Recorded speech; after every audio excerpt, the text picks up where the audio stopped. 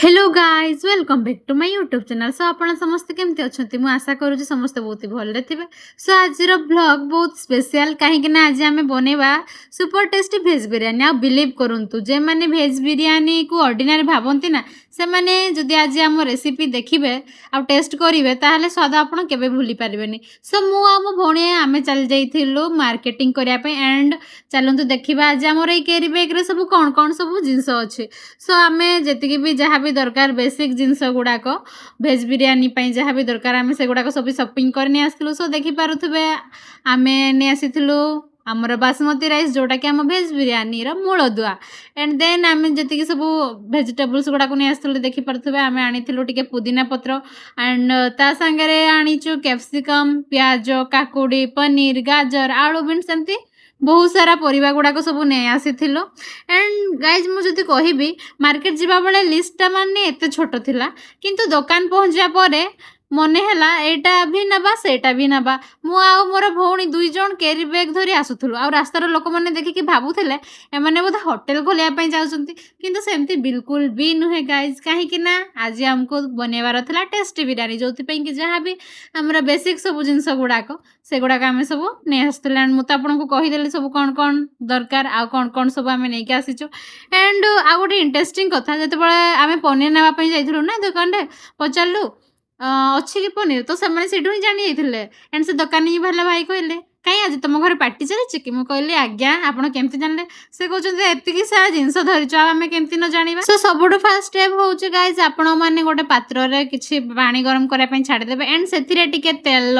लुण पंचफुटण गोटे तेजपत्र दालचीनी लवंग आ गुजराती इलायची एगुड़ाक सब पकईदेवे एंड से ही पानी में जो बिरियानी चाउल को आप पकईकि प्राय 70 to 80% हवा पर्यंत आपड़ भल भाव में सिझेदेवे। तापर आमर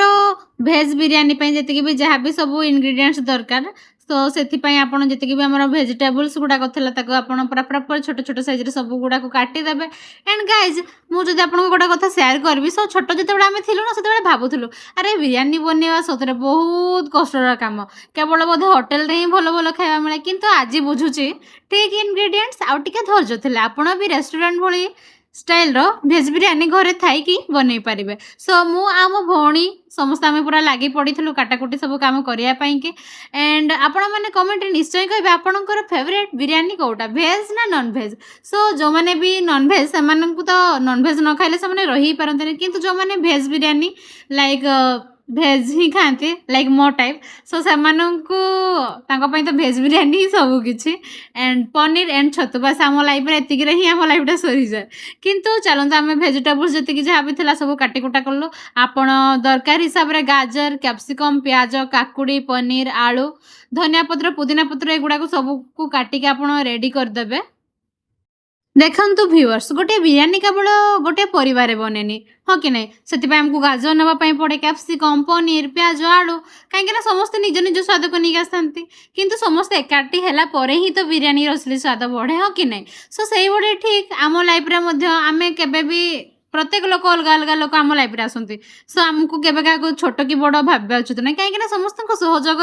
आ भल पाइबा मिसिले ही आम जीवनटा भी सुंदर हो जाए। सो बर्तमान आम बिरियानी फास्ट स्टेप जोटा कि आम फास्ट कौन कलु ना तेल को फास्ट गरम करदे एंड देन जी भी आपंकर कटा पियाज गुड़ाक आपड़ नहीं फ्राए करदे गोल्डन ब्राउन हवा पर्यंत पूरा भल भाव में फ्राए कर कहीं यही क्रिस्पी अनियन ही बिरियानी असली टेस्ट को बढ़ाई देता है। सो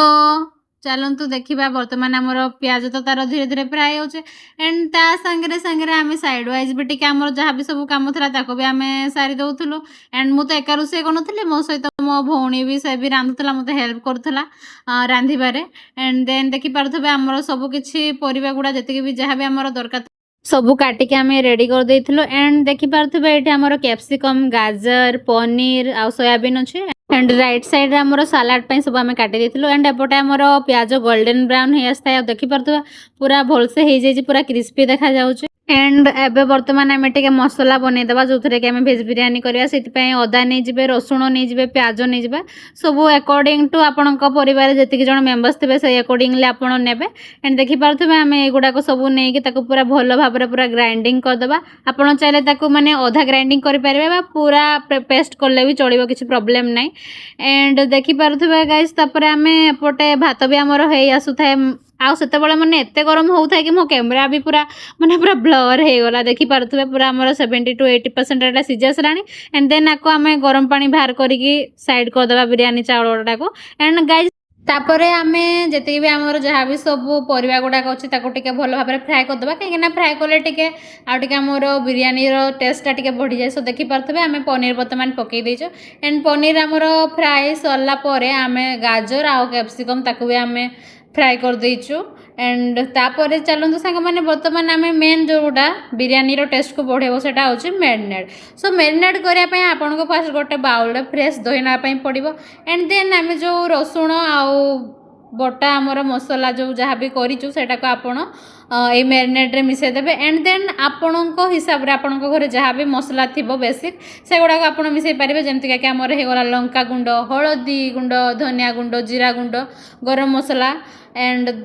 अदा रसुण पेस्ट आप फास्ट ही मिसई देले एंड देन आपणकर स्वाद अनुसार टिके लुण मिसई देबे एंड टिके धनिया पत्र और चाहिए आप पुदीना पत्र भी मिसई पारे एंड देखो गाइस एपटे आमर बिरियानी चाउल भी पूरा रेडी हो जाए एंड से बेलू आम एपटे मैरिनेट करने जी भी आमर जहाँ भी सब थिला पेस्ट गुड़ाक तो आम भल भाव मिसई जाइए एंड टिके बर्तमान आम लंका गुंड टिके मिसईबा एंड कंचा लंका भी आपड़ दे पारे एंड जी भी आमर फ्राए होता जी भी भेजिटेबल्स गुड़ाक से गुड़ाक भी आम भल भाव में मिसईकि 5-10 मिनट टिके आम छाड़देवा जाकू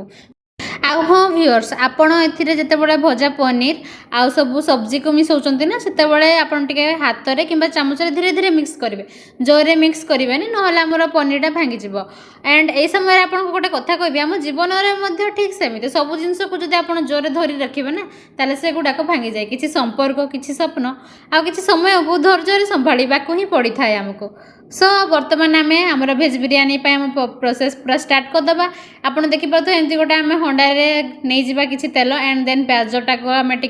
गोल्डन ब्राउन हवा पर्यंत भल भाव में फ्राए करदे एंड तापर आम से ही हंडारे मेरिनेटेड भेजिटेबल्स आमर जहाँ भी आम बनईलु आम पकईकि लो फ्लेम रे फ्राए 20 मिनट पर्यंत भल भाव में पूरा कुक करदे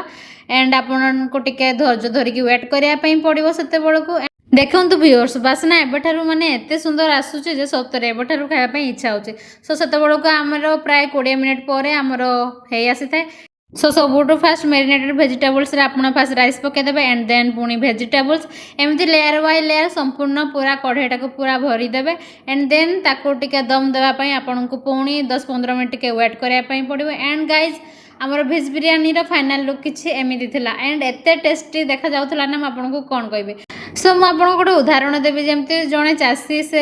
विहन बुणिकी जमी संगे संगे फसल मिलेनि धैर्य धरने पड़े ठीक सेमती आज आमर 30 ରୁ